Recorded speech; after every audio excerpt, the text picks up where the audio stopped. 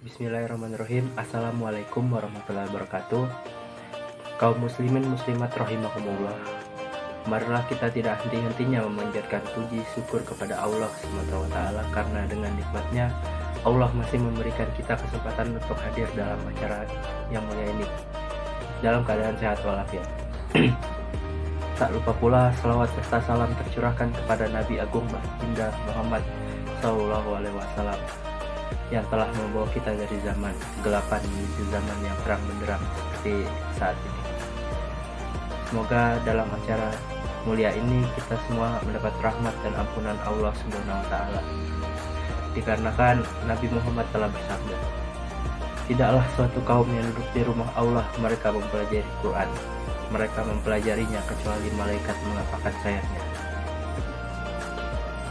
Materi yang akan saya sampaikan pada hari ini adalah tentang perlunya bersabar. Apa sebenarnya sabar itu? Dalam bahasa Arab, secara bahasa sabar berarti rodia atau ridho, tajalada atau mengikat, tahammala atau bertahan, ihtamala atau menahan, dan dalam menghadapi sesuatu, fi hudu wa itminan, dalam ketenangan, dan duna syakwa atau tanpa mengeluh. Manusia dalam menempuh perjalanan hidup ini tidak lepas dari lika-liku cobaan hidup. Ujian silih berganti, baik berupa kemiskinan, kesengsaraan, dan berupa penyakit. Segala sesuatu yang menimpa pada manusia yang dapat menimbulkan kesusahan serta kesengsaraan tidak lain kecuali untuk menguji sampai di mana kualitas iman kita. Bila segala cobaan dihadapinya dengan penuh kesabaran, maka pahala yang akan didapatkannya dari Allah. Dan janganlah kalian salah paham terlebih dahulu. Bila seorang mukmin dilanda beberapa ujian, baik kesengsaraan, penyakit, dan berbagai macam problem kehidupan, maka dalam hal ini berarti hamba itu benar-benar dicintai oleh Allah.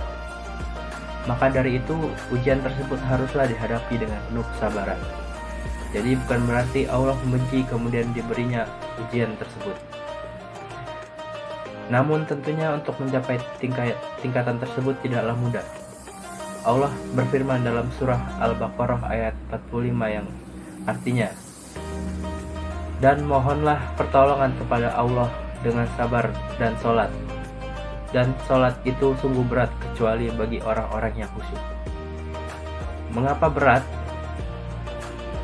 Karena sebagaimana arti bahasanya sendiri, dalam bersabar kita harus mampu menahan diri dan bertahan dari hal-hal yang menggoda kita, dari hal-hal yang tampaknya menyenangkan dan memberikan kenikmatan. Berkaitan dengan perlunya sikap sabar yang harus diterapkan, maka Nabi SAW bersabda, bahwasannya bersabar pahala itu tergantung pada besarnya ujian bola. Dan sesungguhnya Allah Ta'ala apabila mencintai sesuatu kaum, maka kaum itu diujinya lebih dahulu. Maka barang siapa yang rela mendapat ujian itu, maka mendapat keridhaan Allah. Dan barang siapa yang benci, maka kemurkaan Allah baginya. Beliau juga bersabda dalam hadisnya terkait keutamaan sabar. Sabar adalah bagian dari iman, merupakan kepala dari tubuh. Dengan adanya ujian yang menimpa seseorang, maka haruslah kita terima penuh kesabaran. Bila seorang mendapat cobaan kemudian dihadapi dengan rasa benci, maka kemurkaan Allah yang akan menimpanya. Sabar terbagi menjadi 3. Yang pertama, sabar memenuhi ketaatan perintah serta larangan Allah SWT.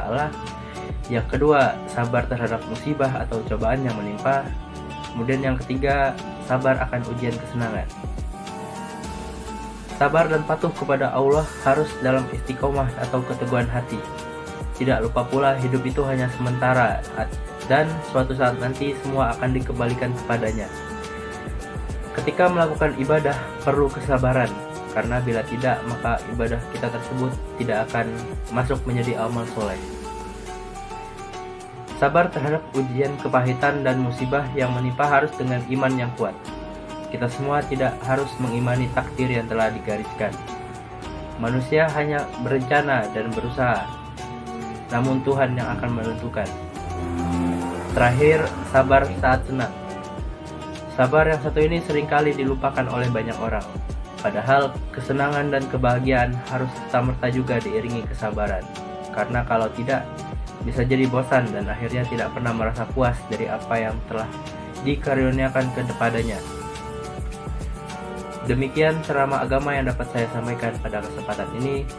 Semoga dapat bermanfaat bagi kita semua dan dapat kita aplikasikan dalam kehidupan sehari-hari. Lebih dan kurangnya mohon dimaafkan.